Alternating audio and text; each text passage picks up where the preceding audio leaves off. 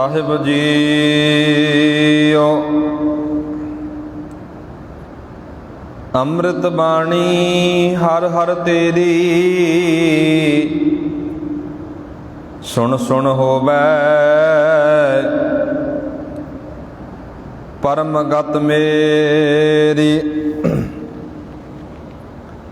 जलन बुझी शीतल होए मनुआ, सतगुर का दर्शन पाए जियो।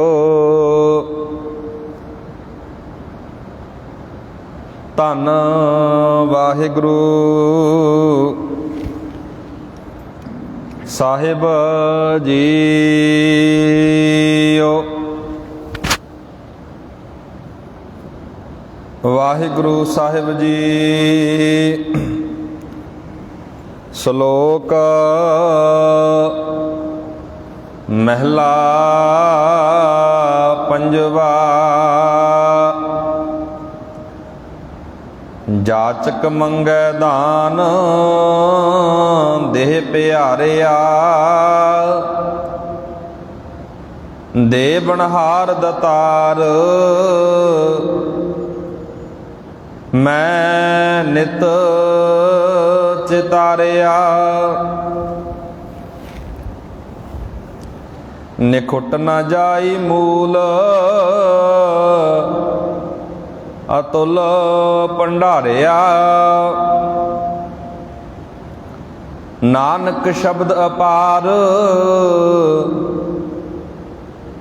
तिन सब किश सारिया। महला पंजवा। सिखो शब्द प्यारे हो, जन्म मरण की टेक। मुख उज्जल सदा सुखी, नानक सिमरत एक पौड़ी। उथै अमृत बंडिया, सुखिया हर करने।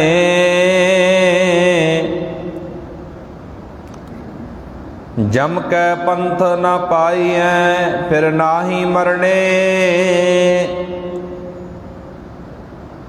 जिसनो आया प्रेम रस, तिसहि जरने। बाणी उचरै साध जन,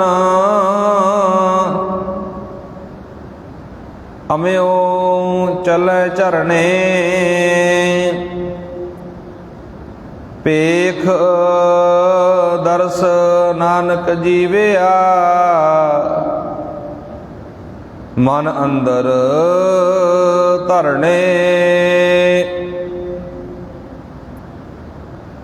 बाणी उचरै साध जन, अम्यो चलै चरणे। पेख दर्शन नानक जीविया, मन अंदर धरणे। परम सन्मानयोग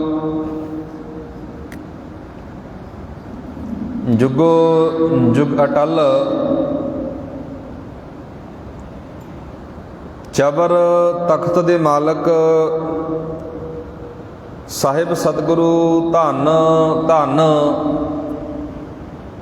श्री गुरु ग्रंथ साहिब जी महाराज तिन्हां दी हजूरी अंदर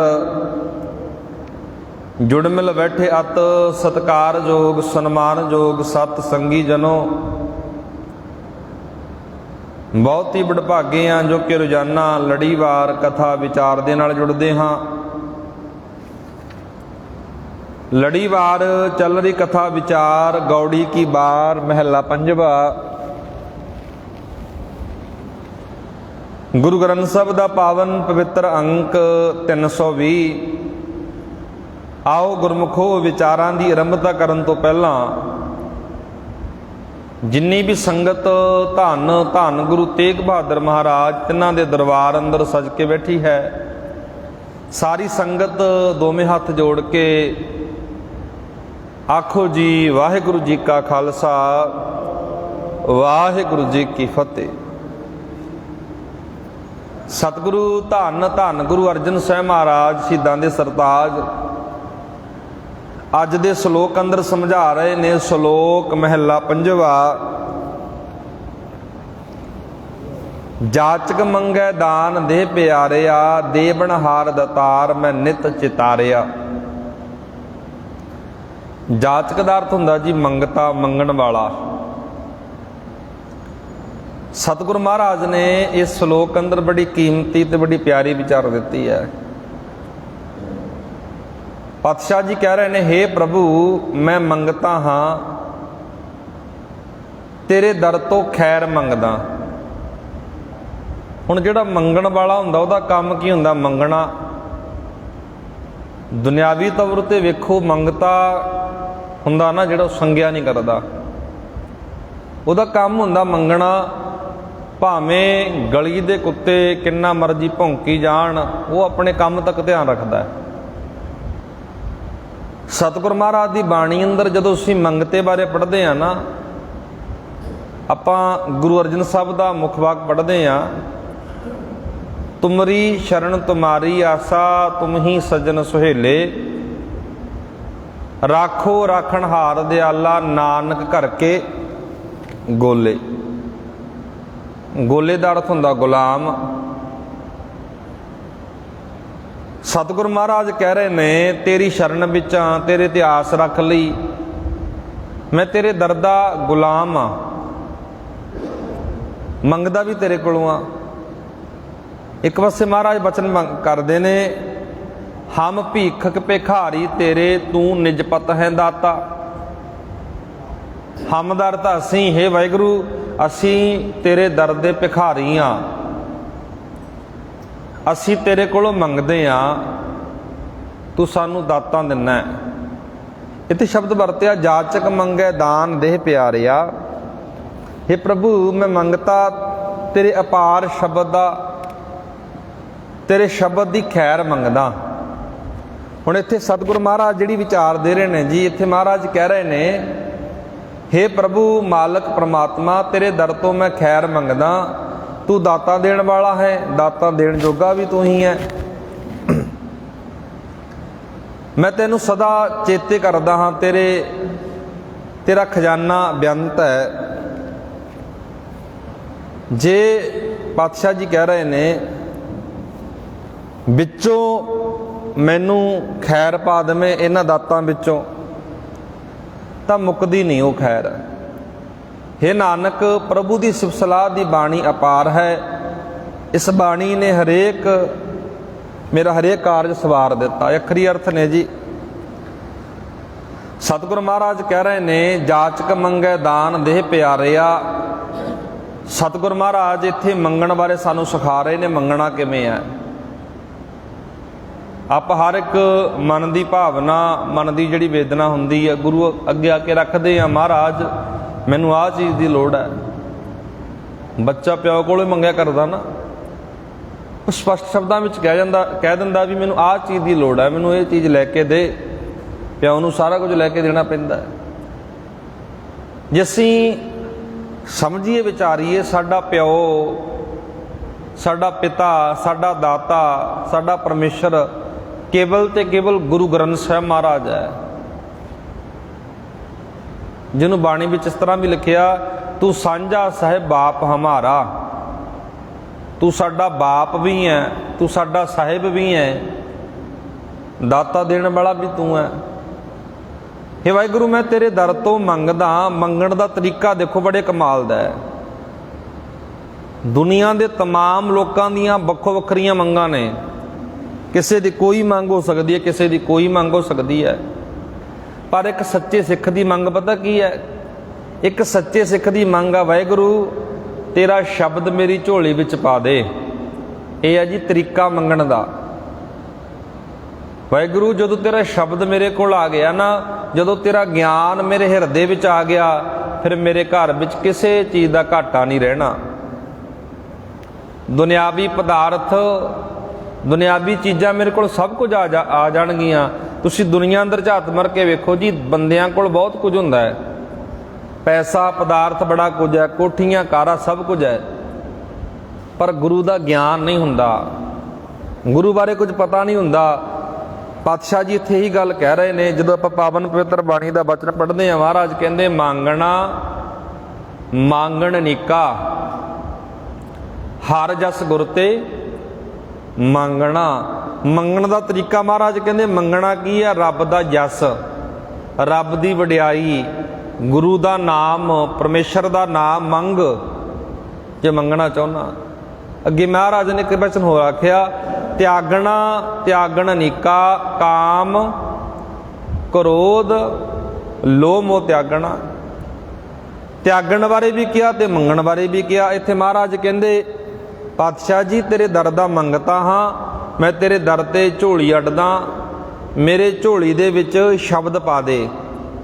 ਮੈਂ ਤੇਰੇ ਦਰ ਤੋਂ ਸ਼ਬਦ ਦੀ ਖੈਰ ਮੰਗਦਾ, ਗਿਆਨ ਦੀ ਖੈਰ ਮੰਗਦਾ, ਮੈਨੂੰ ਸੂਝ ਦੇ, ਮੈਨੂੰ ਅਕਲ ਵਾਲਾ ਬਣਾ ਦੇ। ਜਦੋਂ ਅਕਲ ਵਾਲਾ ਬਣ ਗਿਆ ਨਾ ਮੈਂ, ਮੇਰੇ ਕੋਲ ਸਭ ਕੁਝ ਆ ਜਾਣਾ। ਪਾਤਸ਼ਾਹ ਜੀ ਕਹਿ ਰਹੇ ਨੇ ਦੇਵਨਹਾਰ ਦਤਾਰ ਮੈਂ ਨਿਤ ਚਿਤਾਰਿਆ।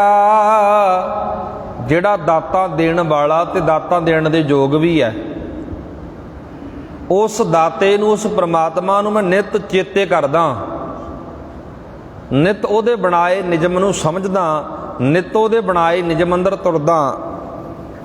ਨਿਕੁੱਟ ਨਾ ਜਾਈ ਮੂਲ ਅਤੁੱਲ ਭੰਡਾਰਿਆ। ਸਤਿਗੁਰ ਮਹਾਰਾਜ ਕਹਿ ਰਹੇ ਨੇ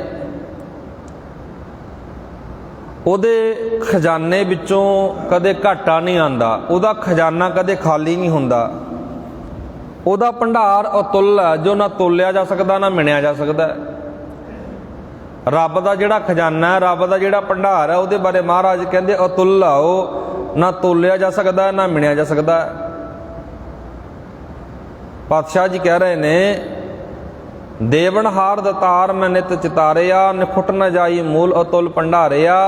ਅੱਗੇ ਮਹਾਰਾਜ ਕਹਿੰਦੇ ਨਾਨਕ ਸ਼ਬਦ ਅਪਾਰ ਤਿਨ ਸਭ ਕਿਛ ਸਾਰਿਆ।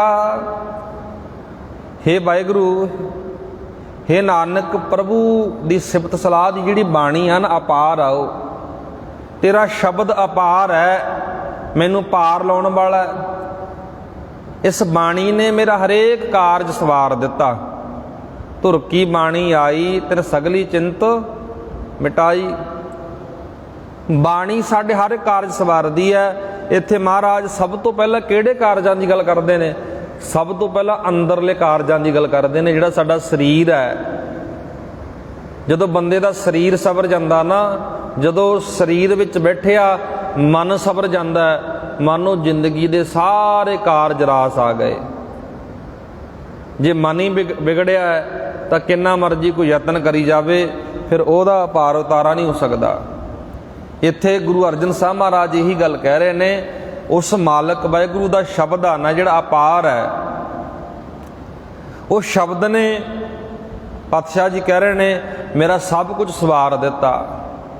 ਗੁਰੂ ਗ੍ਰੰਥ ਸਾਹਿਬ ਦੀ ਪਾਵਨ ਪਵਿੱਤਰ ਬਾਣੀ ਨੇ ਮੇਰਾ ਸਭ ਕੁਝ ਸਵਾਰ ਦਿੱਤਾ। ਇਸ ਕਰਕੇ ਗੁਰੂ ਕੇ ਸਿੱਖਾ, ਆਪਣਾ ਭਰੋਸਾ, ਆਪਣਾ ਅਕੀਦਾ, ਆਪਣਾ ਵਿਸ਼ਵਾਸ ਕੇਵਲ ਤੇ ਕੇਵਲ ਬਾਣੀ ਤੇ ਰੱਖ, ਸ਼ਬਦ ਤੇ ਰੱਖ। ਤੇਰਾ ਗੁਰੂ ਸ਼ਬਦ ਹੈ, ਸਰੀਰ ਤੇਰਾ ਗੁਰੂ ਨਹੀਂ, ਕੋਈ ਚਾਰ ਇੱਟਾਂ ਤੇਰਾ ਗੁਰੂ ਨਹੀਂ ਹਨ, ਕੋਈ ਮੜੀ ਕਬਰ ਤੇ ਸਿਰ ਝੁਕਾਉਣਾ ਇਹ ਤੈਨੂੰ ਸ਼ੋਭਾ ਨਹੀਂ ਦਿੰਦਾ। ਮਹਾਰਾਜ ਕਹਿੰਦੇ ਕਿਉਂਕਿ ਤੇਰਾ ਗੁਰੂ ਸ਼ਬਦ ਹੈ, ਸ਼ਬਦ ਅਪਾਰ ਹੈ। ਜੋ ਪਾਤਸ਼ਾਹ ਜੀ ਕਹਿ ਰਹੇ ਨੇ ਅਗਲੇ ਸ਼ਲੋਕ ਅੰਦਰ, ਸਿੱਖੋ ਸ਼ਬਦ ਪਿਆਰਿਓ ਜਨਮ ਮਰਨ ਕੀ ਟੇਕ, ਮੁਖ ਉਜਲ ਸਦਾ ਸੁਖੀ ਨਾਨਕ ਸਿਮਰਤ ਏਕ। ਸਿੱਖੋ ਦਾ ਅਰਥ ਹੈ, ਮਹਾਰਾਜ ਕਹਿੰਦੇ ਸਿੱਖ ਲਵੋ, ਚੇਤੇ ਰੱਖਣ ਦੀ ਆਦਤ ਬਣਾਓ। ਆਪਾਂ ਇੱਥੇ ਰੋਜ਼ਾਨਾ ਗੁਰੂ ਘਰ ਦੇ ਅੰਦਰ, ਗੁਰੂ ਦਰਬਾਰ ਦੇ ਅੰਦਰ ਸਿੱਖਣ ਵਾਸਤੇ ਆਉਂਦੇ ਆ। ਸਮਝਣ ਵਾਸਤੇ ਆਉਂਦੇ ਹਾਂ, ਸੂਝ ਲੈਣ ਵਾਸਤੇ ਆਉਂਦੇ ਹਾਂ। ਹੇ ਮਿੱਤਰ, ਪਿਆਰੇ ਸੱਜਣੋ, ਪ੍ਰਭੂ ਦੀ ਸਿਫਤ ਸਲਾਹ ਵਾਲੀ ਗੁਰਬਾਣੀ ਚੇਤੇ ਰੱਖਣ ਦੀ ਆਦਤ ਬਣਾਓ। ਹੁਣ ਚੇਤੇ ਰੱਖਣ ਦੀ ਆਦਤ ਬਹੁਤ ਜ਼ਰੂਰੀ ਹੈ ਜੀ। ਕਈ ਵਾਰ ਨਾ ਗੁਰਬਾਣੀ ਸਾਡੇ, ਮਾਫ ਕਰਨਾ, ਗੁਰਬਾਣੀ ਵੱਲੋਂ ਮਿਲਿਆ ਗਿਆਨ, ਗੁਰਬਾਣੀ ਵੱਲੋਂ ਮਿਲੀ ਸੂਝ ਗੁਰਦੁਆਰੇ ਦੀ ਹਦੂਦ ਅੰਦਰ ਸਾਡੇ ਯਾਦ ਰਹਿੰਦੀ ਹੈ। ਗੁਰਦੁਆਰਾ ਜਦੋਂ ਅਸੀਂ ਲੰਘ ਜਾਂਦੇ ਹਾਂ ਫਿਰ ਸਭ ਕੁਝ ਸਾਨੂੰ ਭੁੱਲ ਜਾਂਦਾ ਵੀ ਮਹਾਰਾਜ ਨੇ ਅੱਜ ਉਪਦੇਸ਼ ਕੀ ਦਿੱਤਾ ਸੀ, ਮਹਾਰਾਜ ਨੇ ਸੁਨੇਹਾ ਕੀ ਦਿੱਤਾ ਸੀ। ਇੱਥੇ ਗੁਰੂ ਸਾਹਿਬ ਜੀ ਕਹਿੰਦੇ ਗੁਰਬਾਣੀ ਚੇਤੇ ਰੱਖਣ ਦੀ ਆਦਤ ਪਾ ਲੈ, ਸ਼ਬਦ ਚੇਤੇ ਰੱਖਣ ਦੀ ਆਦਤ ਪਾ ਲੈ ਵੀ ਮੇਰਾ ਗੁਰੂ ਮੈਨੂੰ ਕਿਹੜੇ ਕੰਮਾਂ ਤੋਂ ਵਰਜਦਾ, ਕਿਹੜੇ ਕੰਮਾਂ ਤੋਂ ਰੋਕਦਾ, ਉਹ ਕੰਮਾਂ ਤੋਂ ਰੁਕ ਜਾਵਾਂ ਮੈਂ। ਹੇ ਮਨ, ਤੂੰ ਗੁਰੂ ਦੀ ਗੱਲ ਸੁਣਿਆ ਕਰ, ਗੁਰੂ ਦੀ ਗੱਲ ਪੜ੍ਹਿਆ ਕਰ, ਵਿਚਾਰਿਆ ਕਰ। ਸਿੱਖੋ ਸ਼ਬਦ ਪਿਆਰਿਓ, ਹੇ ਪਿਆਰਿਓ, ਸ਼ਬਦ ਨੂੰ ਚੇਤੇ ਰੱਖਣਾ ਸਿੱਖ ਲਵੋ। ਮਹਾਰਾਜ ਕਹਿ ਰਹੇ ਨੇ, ਗੁਰੂ ਅਰਜਨ ਸਾਹਿਬ ਜੀ, ਸਿੱਖੋ ਸ਼ਬਦ ਪਿਆਰਿਓ, ਜਨਮ ਮਰਨ ਕੀ ਟੇਕ। ਪਾਤਸ਼ਾਹ ਜੀ ਅੱਗੇ ਸਮਝਾ ਰਹੇ ਨੇ ਇਸ ਪਾਵਨ ਪਵਿੱਤਰ ਸ਼ਲੋਕ ਅੰਦਰ, ਉਸ ਮਾਲਕ ਦੇ ਸ਼ਬਦ ਨੂੰ ਆਪਣੀ ਟੇਕ ਬਣਾ ਲਓ, ਆਪਣੀ ਜ਼ਿੰਦਗੀ ਦਾ ਆਧਾਰ ਬਣਾ ਲਓ। ਫਿਰ ਕੀ ਹੋਵੇਗਾ? ਮਹਾਰਾਜ ਕਹਿ ਰਹੇ ਨੇ, ਜਨਮ ਮਰਨ ਕੀ ਟੇਕ, ਮੁਖ ਉਜਲ ਸਦਾ ਸੁਖੀ, ਨਾਨਕ ਸਿਮਰਤ ਏਕ। हे ਨਾਨਕ, ਉਸ ਬਾਣੀ ਦੇ ਰਾਹੀਂ ਇੱਕ ਪ੍ਰਭੂ ਨੂੰ ਸਿਮਰਿਆ ਸਦਾ ਸੁਖ ਰਹਿੰਦਾ ਹੈ ਅਤੇ ਮੱਥਾ ਖਿੜਿਆ ਰਹਿੰਦਾ ਹੈ। ਜਦੋਂ ਇੱਕ ਨਾਲ ਸਾਡਾ ਧਿਆਨ ਜੁੜ ਗਿਆ, ਭਰੋਸਾ ਬਣ ਗਿਆ, ਫਿਰ ਮਹਾਰਾਜ ਕਹਿੰਦੇ ਮੁਖ ਉਜਲਾ ਹੋ ਜਾਂਦਾ ਹੈ, ਮੁਖ ਪਵਿੱਤਰ ਬਣ ਜਾਂਦਾ ਹੈ, ਮੁਖ ਸੋਹਣਾ ਬਣ ਜਾਂਦਾ ਹੈ। ਜਦੋਂ ਸਾਡੀ ਟੇਕ, ਸਾਡਾ ਭਰੋਸਾ ਇੱਕ ਸ਼ਬਦ 'ਤੇ ਬਣ ਜਾਂਦਾ ਹੈ। ਇਹ ਸੀ 2 ਸ਼ਲੋਕ। ਅੱਗੇ ਪੌੜੀ ਦੀ ਵਿਚਾਰ ਸ਼ੁਰੂ ਹੁੰਦੀ ਹੈ, 9 ਨੰਬਰ ਪੌੜੀ ਹੈ ਜੀ। ਮਹਾਰਾਜ ਕਹਿ ਰਹੇ ਨੇ, ਓਥੇ ਅੰਮ੍ਰਿਤ ਵੰਡੀਐ, ਸੁਖੀਆ ਹਰ ਕਰਨੇ। ਉੱਥੇ ਦਾ ਅਰਥ ਹੈ ਜੀ ਉਸ ਸੱਚ ਧਰਮ ਦੇ ਘਰ ਵਿੱਚ, ਉਸ ਸੰਗਤ ਵਿੱਚ। ਇਸ ਸਥਾਨ ਦਾ ਜ਼ਿਕਰ ਪਿਛਲੀ ਪੌੜੀ ਦੀ ਤੁਕ ਵਿੱਚ ਵੀ ਕੀਤਾ ਸੀ ਜੀ, ਆ ਚੁੱਕਾ ਹੈ। ਪਾਤਸ਼ਾਹ ਜੀ ਇੱਥੇ ਕਹਿ ਰਹੇ ਨੇ, ਸਭ ਜੀਵਾਂ ਨੂੰ ਸੁਖੀ ਕਰਨ ਵਾਲਾ ਪ੍ਰਮਾਤਮਾ ਦਾ ਨਾਮ ਅੰਮ੍ਰਿਤ ਉਸ ਸੰਗਤ ਵਿੱਚ ਵੰਡਿਆ ਜਾਂਦਾ ਹੈ। ਉੱਥੇ ਅੰਮ੍ਰਿਤ ਵੰਡੀਏ, ਸੁਖੀਆ ਹਰ ਕਰਨੇ। ਸੰਗਤ ਵਿੱਚ ਗੁਰੂ ਦਾ ਅੰਮ੍ਰਿਤ ਵੰਡਿਆ ਜਾਂਦਾ ਹੈ, ਉਹ ਸਾਰਿਆਂ ਲਈ ਹੁੰਦਾ ਹੈ। ਸੰਗਤ ਵਿੱਚ ਗੁਰੂ ਦੀ ਵਿਚਾਰ ਆਪਾਂ ਰੋਜ਼ਾਨਾ ਬਹਿ ਕੇ ਕਰਦੇ ਹਾਂ, ਸੁਣਦੇ ਹਾਂ, ਇਹ ਅੰਮ੍ਰਿਤ ਹੈ ਜੀ, ਗੁਰੂ ਸਾਹਿਬ ਜੀ ਕਹਿ ਰਹੇ ਨੇ। ਅੱਗੇ ਮਹਾਰਾਜ ਕਹਿ ਰਹੇ ਨੇ, ਜਮ ਕੈ ਪੰਥ ਨਾ ਪਾਹੀਐ, ਫਿਰ ਨਾ ਹੀ ਮਰਨੇ। ਜੋ ਮਨੁੱਖ ਉਸ ਅੰਮ੍ਰਿਤ ਪ੍ਰਾਪਤ ਕਰ ਲੈਂਦਾ, ਪੀਂਦਾ ਹੈ, ਉਹ ਜਮਾਂ ਦੇ ਰਾਹ 'ਤੇ ਨਹੀਂ ਪੈਂਦਾ, ਉਹ ਵਿਕਾਰਾਂ ਵਿੱਚ ਨਹੀਂ ਡਿੱਗਦਾ, ਜਿਹੜਾ ਸੰਗਤ ਵਿੱਚੋਂ ਅੰਮ੍ਰਿਤ ਲੈਂਦਾ ਹੈ। ਇਸ ਗੱਲ ਨੂੰ ਨੋਟ ਕਰ ਲਿਓ, ਸੰਗਤ ਵਿੱਚੋਂ ਅੰਮ੍ਰਿਤ ਮਿਲਦਾ ਹੈ। ਸ਼ਬਦ ਵਾਲਾ ਅੰਮ੍ਰਿਤ ਜਿਹਨੂੰ ਪੀਣਾ ਆ ਗਿਆ, ਗਿਆਨ ਵਾਲਾ ਅੰਮ੍ਰਿਤ ਜਿਹਨੂੰ ਪੀਣਾ ਆ ਗਿਆ, ਉਹ ਕਦੇ ਜਮਾਂ ਦੇ ਵੱਸ ਨਹੀਂ ਪੈਂਦਾ, ਵਿਕਾਰਾਂ ਵਾਲੇ ਰਾਹ 'ਤੇ ਨਹੀਂ ਤੁਰਦਾ, ਜਿਹਨੂੰ ਸ਼ਬਦ ਵਾਲਾ ਅੰਮ੍ਰਿਤ ਪੀਣਾ ਆ ਗਿਆ।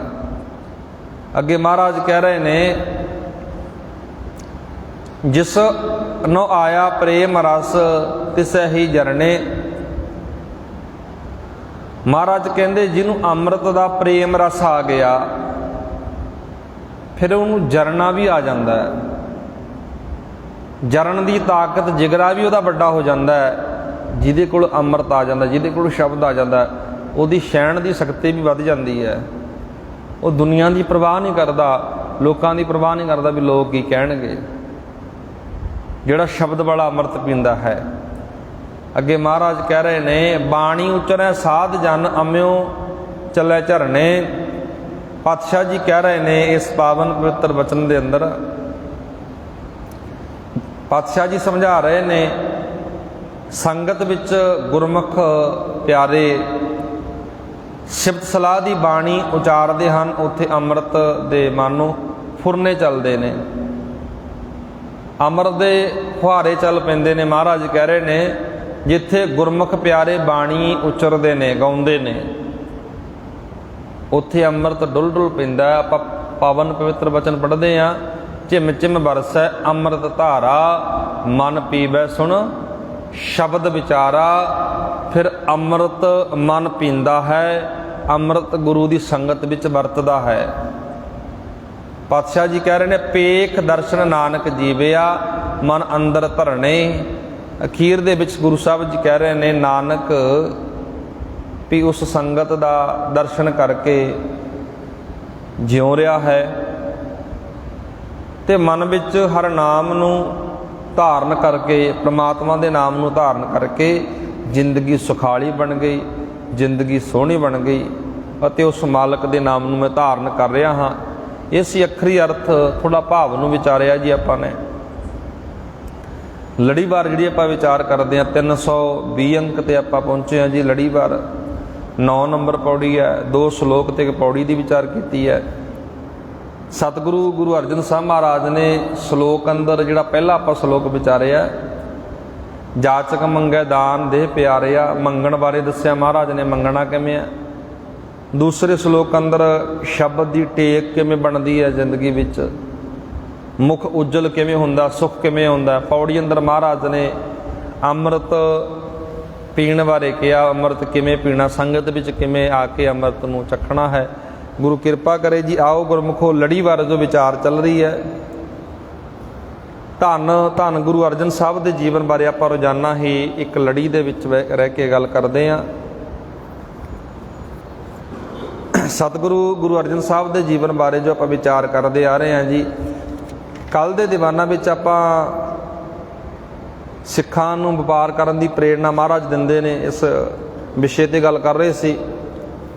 ਕਿਸ ਤਰ੍ਹਾਂ ਸਿੱਖ ਵਪਾਰ ਦੇ ਨਾਲ ਆਰਥਿਕ ਤੌਰ 'ਤੇ ਮਜ਼ਬੂਤ ਹੁੰਦੇ ਨੇ ਤੇ ਸਿੱਖੀ ਦਾ ਪ੍ਰਚਾਰ ਵੀ ਨਾਲ ਨਾਲ ਜਾਰੀ ਰਹਿੰਦਾ। ਅੱਜ ਆਪਾਂ ਜਿਹੜੀ ਵਿਚਾਰ ਕਰਾਂਗੇ, ਸਿੱਖਾਂ ਦੇ ਉਜਲੇ ਭਵਿੱਖ ਦੀ ਨੀਂਹ ਮਹਾਰਾਜ ਕਿਸ ਤਰ੍ਹਾਂ ਰੱਖਦੇ ਨੇ। ਆਉਣ ਵਾਲਾ ਸਮਾਂ ਜਿਹੜਾ ਸਿੱਖਾਂ ਵਾਸਤੇ ਕਿਸ ਤਰ੍ਹਾਂ ਦਾ ਬਤੀਤ ਹੋਵੇਗਾ, ਕਿਸ ਤਰ੍ਹਾਂ ਵਧੀਆ ਬਣ ਸਕਦਾ ਹੈ। ਸੰਨ 1590 ਦੇ ਵਿੱਚ ਹਰਿਮੰਦਰ ਸਾਹਿਬ ਦਾ ਜਿਹੜਾ ਕਾਰਜ ਚੱਲ ਰਿਹਾ ਸੀ, ਕੰਮ ਚੱਲ ਰਿਹਾ ਸੀ, ਮੁਕੰਮਲ ਹੋ ਗਿਆ ਸੀ। ਦਰਬਾਰ ਸਾਹਿਬ ਦੀ ਉਸਾਰੀ ਦੀ ਗੱਲ ਕਰ ਲਓ, ਸਰੋਵਰਾਂ ਦੀ ਖੁਦਵਾਈ ਦੀ ਗੱਲ ਕਰ ਲਓ, 90 ਦੇ ਵਿੱਚ ਕੰਮ ਸੰਪੂਰਨ ਹੁੰਦਾ ਹੈ। ਇਹ ਹਰਿਮੰਦਰ ਸਮਾਂ ਪਾ ਕੇ ਸਿੱਖੀ ਦਾ ਕੇਂਦਰੀ ਸਥਾਨ ਵੀ ਬਣਦਾ, ਸਿੱਖਾਂ ਦੇ ਕੇਂਦਰੀ ਸਥਾਨ ਵਜੋਂ ਇਹ ਜਾਣਿਆ ਜਾਣ ਲੱਗ ਪਿਆ। ਇਹ ਕਹਿ ਸਕਦੇ ਹਾਂ ਵੀ ਸਿੱਖਾਂ ਦਾ ਇੱਕ ਮੱਕਾ ਹੈ। ਜਿਵੇਂ ਮੁਸਲਮਾਨ ਭਰਾ ਮੱਕੇ ਨੂੰ ਬੜਾ ਪਿਆਰ ਕਰਦੇ ਨੇ। ਮੱਕੇ ਦੀ ਅਰਬ ਕੰਟਰੀ ਦਾ ਇੱਕ ਸ਼ਹਿਰ ਹੈ ਜੀ ਮੱਕਾ। ਮੱਕੇ ਦੇ ਵਿੱਚ ਕਾਬਾ ਜਿਹੜਾ ਉਹਨਾਂ ਦਾ ਧਾਰਮਿਕ ਸਥਾਨ ਹੈ। ਸਿੱਖਾਂ ਦਾ ਕੇਂਦਰੀ ਸਥਾਨ ਦਰਬਾਰ ਸਾਹਿਬ ਆ। ਪਿੱਛੇ ਆਪਾਂ ਜਿਹੜੀ ਗੱਲ ਕਰਦੇ ਆ ਰਹੇ ਸੀ ਵੀ ਚੱਕ ਰਾਮਦਾਸਪੁਰਾ ਬੜੇ ਨਾਮ ਪ੍ਰਚਲਿਤ ਹੋਏ, ਪਰ ਅੱਜ ਜਿਹੜਾ ਨਾਮ ਪ੍ਰਚਲਿਤ ਆ ਦਰਬਾਰ ਸਾਹਿਬ ਵੀ ਆਪਾਂ ਕਹਿ ਦਿੰਦੇ ਹਾਂ, ਹਰਿਮੰਦਰ ਸਾਹਿਬ ਵੀ ਆਪਾਂ ਕਹਿ ਦਿੰਦੇ ਹਾਂ, ਅੰਮ੍ਰਿਤਸਰ ਸਾਹਿਬ ਵੀ ਆਪਾਂ ਕਹਿ ਦਿੰਦੇ ਹਾਂ। ਸਿੱਖਾਂ ਦਾ ਕੇਂਦਰੀ ਸਥਾਨ ਬਣਿਆ। ਇਹ ਸਭ ਤੋਂ ਵੱਡੀ ਦੇਣ ਗੁਰੂ ਅਰਜਨ ਸਾਹਿਬ ਦੀ ਸੀ। ਕਿਉਂਕਿ ਜੇ ਆਪਾਂ ਵਿਉਂਤਬੰਦੀ ਦੀ ਗੱਲ ਕਰਾਂਗੇ, ਤੀਸਰੇ ਮਹਾਰਾਜ ਤੋਂ ਲੈ ਕੇ ਬਹੁਤ ਤਕੜੀ ਵਿਉਂਤਬੰਦੀ ਚੱਲੀ ਆ ਰਹੀ ਹੈ। ਸਿੱਖੀ ਦੇ ਪ੍ਰਚਾਰ ਵਾਸਤੇ, ਸਿੱਖੀ ਦੇ ਪ੍ਰਸਾਰ ਵਾਸਤੇ, ਵਾਧੇ ਵਾਸਤੇ, ਸਿੱਖਾਂ ਦਾ ਭਵਿੱਖ ਉਜਲਾ ਕਰਨ ਵਾਸਤੇ ਮਹਾਰਾਜ ਨਿਤ ਨਿਵੇਕਲਾ ਕਾਰਜ ਕਰ ਰਹੇ ਨੇ। ਅੰਮ੍ਰਿਤਸਰ ਸ਼ਹਿਰ ਦਾ ਵਸਣਾ ਤੇ ਇਸ ਵਿੱਚ ਸਿੱਖਾਂ ਦੇ ਕੇਂਦਰੀ ਧਰਮ ਸਥਾਨ ਹਰਿਮੰਦਰ ਸਾਹਿਬ ਸੀ, ਜਿਹੜਾ ਜੋ ਕਿ ਅੱਜ ਕੱਲ੍ਹ ਦਰਬਾਰ ਸਾਹਿਬ ਆਪਾਂ ਕਹਿੰਦੇ ਹਾਂ ਜਿਹਨੂੰ। ਜਦੋਂ ਇਹ ਉਸਾਰਿਆ ਗਿਆ, ਇਸ ਦਰਬਾਰ ਸਾਹਿਬ ਦੇ ਐਨ ਸਾਹਮਣੇ ਗੁਰੂ ਅਰਜਨ ਸਾਹਿਬ ਤੋਂ ਬਾਅਦ 6ਵੀਂ ਪਾਤਸ਼ਾਹੀ ਧੰਨ ਧੰਨ ਗੁਰੂ ਹਰਗੋਬਿੰਦ ਸਾਹਿਬ ਮਹਾਰਾਜ, ਗੁਰੂ ਹਰਗੋਬਿੰਦ ਸਾਹਿਬ ਮਹਾਰਾਜ ਨੇ ਇਸ ਦਰਬਾਰ ਸਾਹਿਬ ਦੇ ਬਿਲਕੁਲ ਸਾਹਮਣੇ ਅਕਾਲ ਤਖਤ ਦੀ ਉਸਾਰੀ ਕੀਤੀ। ਅਕਾਲ ਤਖਤ ਸਾਡਾ ਪਹਿਲਾ ਜਿਹੜਾ ਤਖਤ ਅਸੀਂ ਕਹਿ ਸਕਦੇ ਹਾਂ ਜੀ, ਜੋ 6ਵੇਂ ਪਾਤਸ਼ਾਹ ਨੇ ਉਸਾਰਿਆ ਸੀ, ਬਣਾਇਆ ਸੀ, ਅਕਾਲ ਤਖਤ। ਸਤਿਗੁਰੂ ਮਹਾਰਾਜ ਨੇ ਉਸਾਰੀ ਕੀਤੀ। ਕੌਮੀ ਤੌਰ 'ਤੇ ਸੰਗਤਾਂ ਇਕੱਠੀਆਂ ਹੋਣ ਲੱਗ ਪਈਆਂ। ਸਿੱਖੀ ਦੇ ਪ੍ਰਚਾਰ ਵਾਸਤੇ, ਪ੍ਰਸਾਰ ਵਾਸਤੇ, ਅਤੇ ਹੌਲੀ ਹੌਲੀ ਇਹ ਸਿੱਖਾਂ ਦੀ ਰਾਜਧਾਨੀ ਬਣ ਗਿਆ ਇਹ ਪਾਵਨ ਪਵਿੱਤਰ ਸਥਾਨ। ਇਸ ਨਗਰ ਦੀ ਵਿਸ਼ੇਸ਼ਤਾ ਬਾਰੇ ਵੱਖ-ਵੱਖ ਰਾਈਟਰਾਂ ਨੇ, ਵੱਖ-ਵੱਖ ਇਤਿਹਾਸਕਾਰਾਂ ਨੇ ਆਪਣੇ ਵਿਚਾਰ ਦਿੱਤੇ ਨੇ ਜੀ। ਆਪਾਂ ਸੰਖੇਪ ਅੰਦਰ ਸਾਂਝੇ ਕਰਾਂਗੇ। ਡਾਕਟਰ ਸੈਯਦ ਮੁਹੰਮਦ ਲਤੀਫ ਜੀ ਇੱਥੇ ਲਿਖਦੇ ਨੇ, ਆਪਣੀ ਕਿਤਾਬ ਹਿਸਟਰੀ ਆਫ ਪੰਜਾਬ ਦੇ ਵਿੱਚ ਲਿਖਦੇ ਨੇ, ਉਹ ਗੁਰੂ ਰਾਮਦਾਸ ਮਹਾਰਾਜ ਨੇ ਅੰਮ੍ਰਿਤਸਰ ਸਾਹਿਬ ਦੀ ਨੀਂਹ ਜਿਹੜੀ ਕੇਂਦਰੀ ਸਥਾਨ ਵਜੋਂ ਰੱਖੀ। ਸਿੱਖਾਂ ਦਾ ਜਿਹੜਾ ਭਵਿੱਖ ਉਜਾਗਰ ਕਰਨ ਵਾਸਤੇ ਮਹਾਰਾਜ ਨੇ ਆਪਣੇ ਜੀਵਨ ਕਾਲ ਵਿੱਚ ਬਹੁਤ ਵੱਡੇ ਕਾਰਜ ਕੀਤੇ ਨੇ। ਸਿੱਖਾਂ ਦਾ ਭਵਿੱਖ ਉਜਾਗਰ ਕਰਨ ਲਈ, ਸਿੱਖਾਂ ਨੂੰ ਬੁਲੰਦੀਆਂ ਤੇ ਪਹੁੰਚਾਉਣ ਵਾਸਤੇ ਇਸ ਧਾਰਮਿਕ ਸਥਾਨ ਉੱਤੇ ਸਿੱਖ ਇਕੱਠੇ ਹੋ ਕਰਕੇ ਇਕੱਠੇ ਹੋਣ ਲੱਗ ਪਏ, ਦਸਵੰਧ ਦੇਣ ਲੱਗ ਪਏ। ਜਿਵੇਂ ਪਿੱਛੇ ਆਪਾਂ ਗੱਲ ਕਰਕੇ ਆਏ ਵੀ ਮਹਾਰਾਜ ਨੇ ਦਸਵੰਧ ਦੀ ਪ੍ਰਥਾ ਕਾਇਮ ਕੀਤੀ। ਆਪਣੇ 10 ਦੀ ਕਿਰਤ ਕਮਾਈ ਵਿੱਚੋਂ 10ਵਾਂ ਹਿੱਸਾ ਦਸਵੰਧ ਗੁਰੂ ਦੇ ਵਾਸਤੇ ਕੱਢਣ ਲੱਗ ਪਏ। ਵੱਖ-ਵੱਖ ਨਗਰਾਂ ਦੇ ਲੋਕ ਗੁਰੂ ਕੇ ਪਿਆਰੇ ਸਿੱਖ ਇਸ ਨਗਰ ਦੇ ਵਿੱਚ ਪਹੁੰਚ ਕੇ ਸੇਵਾ ਦੇ ਵਿੱਚ ਆਪਣਾ ਸਹਿਯੋਗ ਦੇਣ ਲੱਗ ਪਏ। ਅਤੇ ਇੱਥੋਂ ਦੀ ਜਿਹੜੀ ਧਰਤੀ ਸੀ ਉਪਜਾਊ ਸੀ, ਵਧੀਆ ਸੀ। ਗੁਰੂ ਕੇ ਜਿਹੜੇ ਸਿੱਖ ਰਹਿੰਦੇ ਸੀ ਨਾ ਇੱਥੇ, ਬੜੇ ਸ਼ਾਂਤ ਚਿੱਤ ਵਾਲੇ, ਬੜੇ ਠੰਡੇ ਸੁਭਾਅ ਵਾਲੇ, ਨਿੱਘੇ ਸੁਭਾਅ ਵਾਲੇ, ਉਹ ਗੁਰੂ ਦੇ ਪਾਏ ਹੋਏ ਪੂਰਨਿਆਂ ਤੇ ਚੱਲਦੇ ਸੀ। ਆਪਾਂ ਦਰਬਾਰ ਸਾਹਿਬ ਦੀ ਗੱਲ ਕਰਦੇ ਹਾਂ ਜੀ, ਹਰਿਮੰਦਰ ਸਾਹਿਬ ਦੀ ਆਪਾਂ ਗੱਲ ਕਰਦੇ ਵੀ ਕਿਸ ਤਰ੍ਹਾਂ ਇਹ ਗੁਰੂ ਕਾ ਪਾਵਨ ਪਵਿੱਤਰ ਸਥਾਨ ਬੁਲੰਦੀਆਂ ਨੂੰ ਛੂੰਹਦਾ ਹੈ। ਗੁਰੂ ਦੇ ਪਾਏ ਪੂਰਨਿਆਂ ਤੇ ਗੁਰੂ ਕੇ ਸਿੱਖ ਚੱਲਦੇ ਰਹੇ। ਇਸੇ ਤਰ੍ਹਾਂ ਇੱਕ ਸਾਂਝਾ ਭਾਈਚਾਰਕ ਸਾਂਝ ਪੈਦਾ ਹੋਣ ਲੱਗ ਪਈ। ਕੌਮੀ ਤੌਰ ਤੇ ਕੁਝ ਸਿੱਖਣਾ, ਕੁਝ ਸਮਝਣਾ, ਕੌਮੀ ਤੌਰ ਤੇ ਵੀ ਇਕੱਠ ਹੋਣ ਲੱਗ ਪਿਆ ਇੱਥੇ ਅਕਾਲ ਤਖਤ ਸਾਹਿਬ ਦੇ ਉੱਤੇ। ਇਸ ਤਰ੍ਹਾਂ ਇੱਕ ਸਾਂਝਾ ਰਾਜ ਕਾਇਮ ਕਰਨ ਵਾਸਤੇ ਇੱਕ ਬਹੁਤ ਪੱਧਰਾ ਤੇ ਬਹੁਤ ਸਿੱਧਾ ਰਸਤਾ ਸੀ। ਆਮ ਜਿਹੜੇ ਲੋਕ ਸੀ, ਜਿਨ੍ਹਾਂ ਨੂੰ ਆਮ ਕਰਕੇ ਬਹੁਤ ਕੁਝ ਆਖਿਆ ਜਾਂਦਾ ਸੀ, ਗੁਰੂ ਸਾਹਿਬ ਨੇ ਸਾਰਿਆਂ ਨੂੰ ਜਦੋਂ ਸੰਗਤਾਂ ਇਕੱਤਰ ਹੁੰਦੀਆਂ ਸੀ, ਮਹਾਰਾਜ ਜੋ ਸਮਾਂ ਚੱਲ ਰਿਹਾ ਸੀ ਨਾ, ਉਸ ਸਮੇਂ ਬਾਰੇ ਵੀ, ਹਾਲਾਤਾਂ ਬਾਰੇ ਵਿਚਾਰ ਦਿੰਦੇ ਹੁੰਦੇ ਸੀ। ਜਿੱਥੇ ਗੁਰਬਾਣੀ ਦੇ ਵਿਚਾਰ ਦੇ ਨਾਲ ਸਤਿਗੁਰੂ ਗੁਰੂ ਅਰਜਨ ਸਾਹਿਬ ਮਹਾਰਾਜ ਸਮੇਂ ਦੇ ਜਿਹੜੇ ਹਾਲਾਤ ਚੱਲਦੇ ਸੀ ਉਹਨਾਂ ਬਾਰੇ ਆਪਣੀ ਵਿਚਾਰ ਦਿਆ ਕਰਦੇ ਸੀ। ਇਸ ਸਮੇਂ ਦੇ ਵਿੱਚੋਂ ਕਿਵੇਂ ਨਜਿੱਠਣਾ, ਕਿਵੇਂ ਇਸ ਸਮੇਂ ਨੂੰ ਪਾਰ ਕਰਨਾ। ਮੁਹੰਮਦ ਲਤੀਫ ਵਰਗੇ ਦਰਬਾਰ ਸਾਹਿਬ ਦੇ ਬਾਰੇ ਇਹ ਵੀ ਲਿਖਦੇ ਨੇ ਵੀ ਕੇਂਦਰੀ ਸਥਾਨ ਸ਼੍ਰੀ ਅੰਮ੍ਰਿਤਸਰ ਸਾਹਿਬ ਬਣਾ ਕੇ ਗੁਰੂ ਜੀ ਨੇ ਕੌਮ ਦੀ ਨੀਂਹ ਰੱਖ ਦਿੱਤੀ। ਵੈਸੇ ਜੇ ਕੌਮ ਦੀ ਨੀਂਹ ਦੀ ਗੱਲ ਕਰਾਂਗੇ ਜੀ, ਗੁਰੂ ਨਾਨਕ ਮਹਾਰਾਜ ਨੇ ਜੋ ਨਿਰਮਲ ਪੰਥ ਚਲਾਇਆ ਉਹ ਕੌਮ ਦੀ ਇੱਕ ਨੀਂਹ ਸੀ। ਇਹ ਕਹਿ ਸਕਦੇ ਹਾਂ ਵੀ ਇਸ ਨੀਂਹ ਨੂੰ ਮਜ਼ਬੂਤ ਕਰਨ ਵਾਸਤੇ ਗੁਰੂ ਅੰਗਦ ਸਾਹਿਬ ਮਹਾਰਾਜ, ਗੁਰੂ ਅਮਰਦਾਸ ਮਹਾਰਾਜ, ਗੁਰੂ ਰਾਮਦਾਸ ਮਹਾਰਾਜ, ਗੁਰੂ ਅਰਜਨ ਸਾਹਿਬ ਮਹਾਰਾਜ, 10 ਪਾਤਸ਼ਾਹੀਆਂ ਨੇ ਆਪੋ ਆਪਣਾ ਯੋਗਦਾਨ ਪਾਉਂਦੇ ਰਹੇ ਨੇ ਇਸ ਨੀਂਹ ਨੂੰ ਮਜ਼ਬੂਤ ਕਰਨ ਵਾਸਤੇ। ਇਸ ਨਾਲ ਜਿਹੜਾ ਸਿੱਖਾਂ ਦਾ ਕੇਂਦਰੀ ਧੁਰਾ ਬਣ ਗਿਆ ਅਤੇ ਆਲੇ ਦੁਆਲੇ ਜਿਹੜੇ ਸਿੱਖ ਸੀ ਇਕੱਤਰ ਹੁੰਦੇ ਸੀ। ਵਿਸਾਖੀ ਦੇ ਮੌਕੇ ਇਕੱਠ ਹੋਣ ਲੱਗ ਪਿਆ, ਸਿੱਖਾਂ ਅੰਦਰ ਜਾਗਰਤੀ ਆਈ, ਭਗਤੀ ਭਾਵ ਪਿਆਰ ਪੈਦਾ ਹੋ ਗਿਆ, ਜਜ਼ਬੇ, ਕੌਮੀ ਜਜ਼ਬਿਆਂ ਲਈ ਜੂਝਣ ਦਾ ਪਿਆਰ ਪੈਦਾ ਹੋ ਗਿਆ, ਆਪਣੀ ਨਿਵੇਕਲੀ ਕੌਮ ਨੂੰ ਉਚਾਈ ਵੱਲ ਲੈ ਕੇ ਜਾਣ ਦਾ ਪਿਆਰ ਪੈਦਾ ਹੋ ਗਿਆ। ਇਸ ਤਰ੍ਹਾਂ ਮਾਝੇ ਵਾਲੇ ਸਿੱਖਾਂ ਦਾ ਬਹੁਤ ਵੱਡਾ ਯੋਗਦਾਨ ਰਿਹਾ ਜੀ। ਅੱਗੇ ਜੋ ਲਿਖਦੇ ਨੇ ਇਤਿਹਾਸਕਾਰ, ਮਾਝੇ ਵਾਲੇ ਸਿੱਖਾਂ ਨੇ ਇਸ ਉਸਾਰੀ ਦੇ ਵਿੱਚ ਬਹੁਤ ਵੱਡਾ ਯੋਗਦਾਨ ਕੀਤਾ। ਬਹੁਤ ਦੂਰੋਂ ਸਿੱਖ ਇਸ ਪਾਵਨ ਪਵਿੱਤਰ ਦਰਬਾਰ ਵਿੱਚ ਜਾ ਕਰਕੇ ਸੇਵਾ ਵਿੱਚ ਲੱਗਦੇ ਰਹੇ ਨੇ। ਉਸ ਤੋਂ ਬਾਅਦ ਇਹ ਦਰਬਾਰ ਸਾਹਿਬ ਮੁਕੰਮਲ ਤਿਆਰ ਹੁੰਦਾ ਜੀ, ਸੰਗਤਾਂ ਦਾ, ਸਮੁੱਚੀ ਕੌਮ ਦਾ ਕੇਂਦਰੀ ਸਥਾਨ ਬਣਦਾ।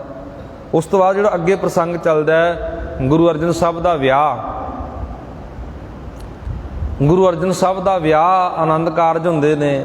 ਗੁਰੂ ਅਰਜਨ ਸਾਹਿਬ ਦਾ ਵਿਆਹ ਸਨ, ਇੱਥੇ ਇਤਿਹਾਸਕਾਰ ਲਿਖਦੇ ਨੇ ਜੀ 1646 ਸੰਮਤ ਲਿਖਿਆ ਅਤੇ 1579 ਦੇ ਵਿੱਚ ਗੁਰੂ ਅਰਜਨ ਸਾਹਿਬ ਦਾ ਆਨੰਦ ਕਾਰਜ ਹੁੰਦਾ ਜੀ। ਇੱਥੇ ਇਤਿਹਾਸਕਾਰ ਲਿਖਦੇ ਨੇ ਫਿਲੌਰ ਤਹਿਸੀਲ ਪਿੰਡ ਮਊ ਪਿੰਡ ਦੇ ਰਹਿਣ ਵਾਲੇ ਸੀ ਸ਼੍ਰੀ ਕ੍ਰਿਸ਼ਨ ਚੰਦ ਜੀ। ਇਹਨਾਂ ਦੀ ਸਪੁੱਤਰੀ ਸੀ ਮਾਤਾ ਗੰਗਾ ਜੀ। ਮਾਤਾ ਗੰਗਾ ਜੀ ਨਾਲ ਗੁਰੂ ਅਰਜਨ ਸਾਹਿਬ ਦਾ ਆਨੰਦ ਕਾਰਜ ਹੁੰਦਾ ਹੈ।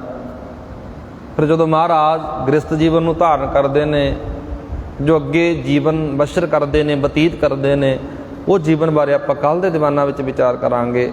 ਕਿਸ ਤਰ੍ਹਾਂ ਮਹਾਰਾਜ ਗੁਰੂ ਨਾਨਕ ਸਾਹਿਬ ਦੇ ਪਾਏ ਪੂਰਨਿਆਂ 'ਤੇ ਚੱਲ ਕੇ, ਗੁਰੂ ਅੰਗਦ ਸਾਹਿਬ ਮਹਾਰਾਜ ਦੇ ਪਾਏ ਪੂਰਨਿਆਂ 'ਤੇ ਚੱਲ ਕੇ ਅੱਗੇ ਕਾਰਜ ਆਰੰਭਦੇ ਨੇ। ਇੰਨੀ ਬੇਨਤੀ ਪ੍ਰਵਾਨ ਕਰਿਓ ਜੀ। ਬੋਲਦਿਆਂ ਕੋਲ ਇੱਕ ਨਿੱਕਾ ਪ੍ਰਕਾਰ ਦੀਆਂ ਭੁੱਲਾਂ ਮਹਾਰਾਜ ਬਖਸ਼ਣਹਾਰ ਨੇ। ਅੰਤ ਵਿੱਚ ਫਤਿਹ ਨਾਲ ਪਾਓ ਸਾਂਝ ਆਖੋ ਜੀ। ਵਾਹਿਗੁਰੂ ਜੀ ਕਾ ਖਾਲਸਾ, ਵਾਹਿਗੁਰੂ ਜੀ ਕੀ ਫਤਿਹ। ਤੂੰ ਠਾਕੁਰ